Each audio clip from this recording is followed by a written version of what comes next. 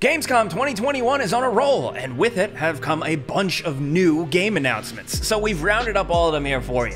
Keep in mind, as much as we want to talk about stuff like Dokkev, Sifu, Outlast Trials, stuff like that, those were announced well before Gamescom. So here are all of the new game announcements from the event, starting off with number 10. We got the announcement of Marvel Midnight Suns. Now you might remember if you follow gaming news very closely, this game was originally leaked before E3, but didn't see an E3 announcement. Now, finally here at Gamescom, we got a cool cinematic trailer featuring a ton of Marvel characters and a little bit of an emphasis on the darker side, something that you don't see every day. Yeah, you got Wolverine, you got Captain America, you got cool stuff going on with Ghost Rider and explosions, but the real key here is who's making it. It's from 2K and Firaxis, essentially meaning this is kind of like a Marvel version of XCOM. That's how this game has previously been dubbed in leaks, and now that it's been revealed, we're excited to learn more about it. And if they ask us, the possibilities are endless. At first, that concept might not sound like it makes sense, but I think they can do a lot with it, considering I've been made a believer about every game translating to XCOM style gameplay. Like, look at Mario plus Rabbids. That was weird, didn't expect that to be good, and it turned out awesome. So, slap some Marvel characters in there, change up the gameplay flow a little bit, and we got something cool. We don't have any gameplay yet, we just know that it's coming to Nintendo Switch, PS4, PS5, PC, all the Xboxes, March 2022.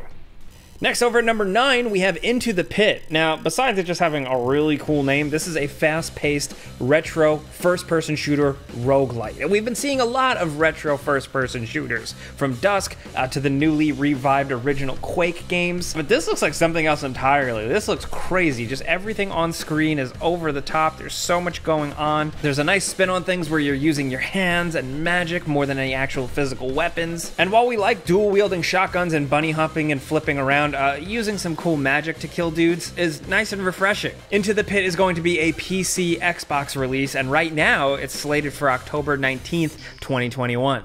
Next, over at number 8, we have Park Beyond. This is a Bandai Namco published park builder with a really cool vibe. We've had all kinds of park builders for many years now, from Roller Coaster Tycoon to Planet Coaster and a bunch of others, but this one seems to really be aiming for like over-the-top, cartoony, fantastical rides. Just stuff that doesn't even make sense. And you know what? That's pretty cool. The possibilities are pretty endless. Even just from the trailer, some of the glimpses of the rides they showed, it could be a blast to construct some of this stuff, especially if they get some physics involved. I really want to see that. I also kind of buried the lead here a little bit, but it's from the people behind Tropico, so you know it's gonna have some of that cool creative vibe and a little bit of a dash of humor. We're excited to see it. It's not slated until 2022 right now, but it's releasing on PS5, PC, and Xbox Series X and S. Now, next, over at number 7, we have Death Cathedral, which was announced, and it's essentially a side-scrolling RPG with some really cool, gory combat and very specific and properly timed maneuvers. They're going for realistic sword fighting and parrying, but you're also essentially a decaying corpse. The gameplay is actually built around something called the decay system, where you are flesh and bone being held essentially together by magic, and you're going to deteriorate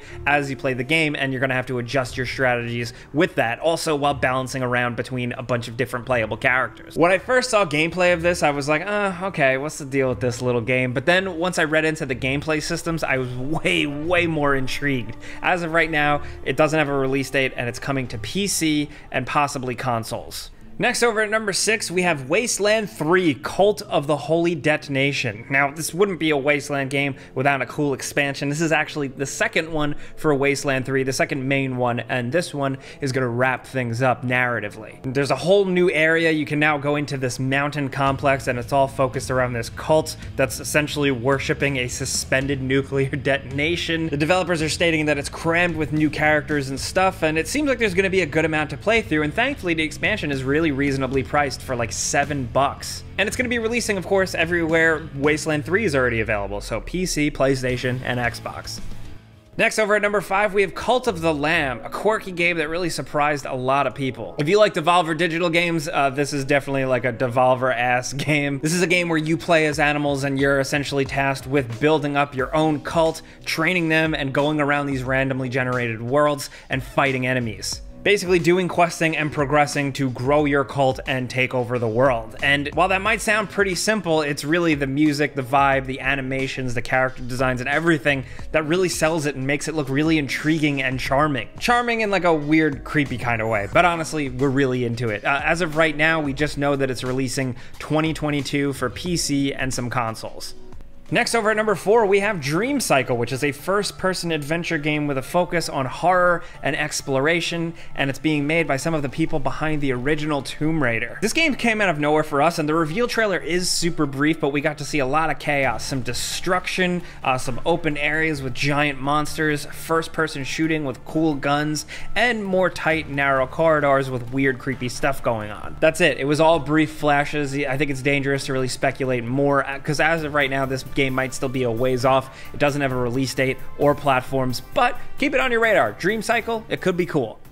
Next up at number 3, we have Stray Blade. This was revealed during the Xbox event right before Gamescom really opened, and this just looks like a pretty cool, straightforward action RPG with a unique art style, some really aggressive and challenging combat, definitely inspired by a lot of other action RPGs. But the more it's explained, the more it sounds like it's trying a couple of things that are pretty interesting. First off, you have this companion, this little creature guy, and he levels up independently from you, where you're technically an adventurer and you have your standard RPG skill tree. Your companion is going to level up and progress in different ways around lore and craftsmanship. The developers are really emphasizing the world changing based on your actions, and since this is a game where you're a swordman and you kill things, it's really about defeating enemies and then dying and then revisiting those areas and seeing what's changed. Because in this game, time always passes even when you die, and many games have grappled with this type of thing before, but we're curious to see how specifically it's implemented here because they seem really excited about it. Personally, from what we've seen so far, we really like I said, the art style. It's a little simpler, but it's colorful. The combat seems really aggressive, and judging from some of the skill trees and the loot stuff, it seems like there's some good customization here. We don't have a specific release date for it yet, but as of right now, Stray Blade is coming to Xbox and PC in 2022.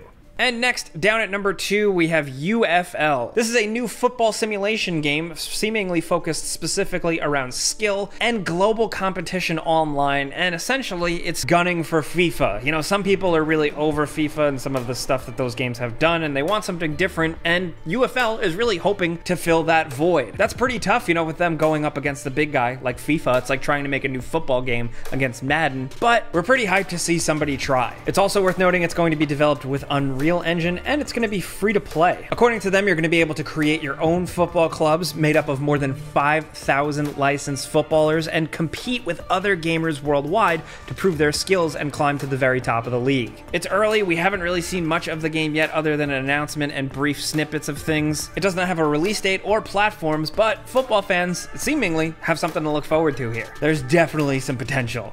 Now, down to number 1, we got to talk about the Saints Row reboot. This has been leaked and rumored for years, but now we got an official announcement of a new Saints Row game. According to the developers, they went way too crazy by the end, and they had to kind of bring things back down to earth, and early previews of this game have given out more information than just the cinematic trailer and a brief gameplay glimpses. So apparently you still create your own character. It's about building a criminal empire, now in more of a southwestern style area. Gameplay and tone is going to be focused more around a Saints Row 2 and 3 attitude, a little bit less over the top, but still very much embracing fun factor, and you can definitely tell by the brief snippets of gameplay we got. Crazy driving, shooting dudes with your friends, going off jumps, explosions, heists, all that. The developers have also confirmed that we're not going to see fan favorites like Johnny Gat or anything like that. This is a completely new adventure. We are going to get some Easter eggs, and some fan favorite gameplay modes are going to return. I think the Saints Row franchise has needed a refresh. A reboot could be good, but it's still early. We haven't seen a lot, so I'm still reserving my judgment, but the game is coming soon. It's coming February 2022, so we're probably going to see more of it soon,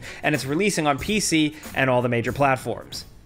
Those are some of our favorite Gamescom announcements, but we also got a bonus for you. It's Valheim Hearth and Home. This is a new content update for Valheim. It's releasing on PC September 16th, 2021, and that's pretty exciting because, as you guys probably remember, Valheim released and killed it earlier this year, so people have been itching for more of it. And according to PC Gamer, it's going to introduce a new food system, changes to combat with blocking and staggering, and new ways to display stuff in your creations, new recipes, new things to build, and hopefully just more to do. We're pretty pumped. Also worth mentioning, Blasphemous is getting a sequel. Blasphemous 2 is coming in 2023. That's all we really know about it, but we also got a side announcement that there's free DLC coming to the first game on December 9th. We're also getting Monster Rancher 1 and 2 DX, which is like a repackaging of the classic Monster Rancher games that are like Pokemon Light, that were beloved by many people. This is coming to mobile, PC, and Nintendo Switch. And it's definitely worth pointing out that the original Dying Light is coming to Nintendo Switch. The whole complete edition is being ported to Nintendo's handheld, and we're really excited to see just how it handles that thing. Like we said, these are the Gamescom announcements that we were pumped about, but there are plenty of other things that were shown off, like some Halo cinematic trailers, some newer looks at games that have previously been announced. So with this list and everything at Gamescom, we just want to hear from you guys in the comments what you've been enjoying the most. Let us know what games you're looking forward to. It really helps us like cater our videos. So along with that, clicking the like button helps us out a ton if you learned something here today. We would appreciate that. And if you're new, consider subscribing, maybe hitting that notification bell, because we put out videos every single day. But as always, thanks for watching, and we'll see you guys next time.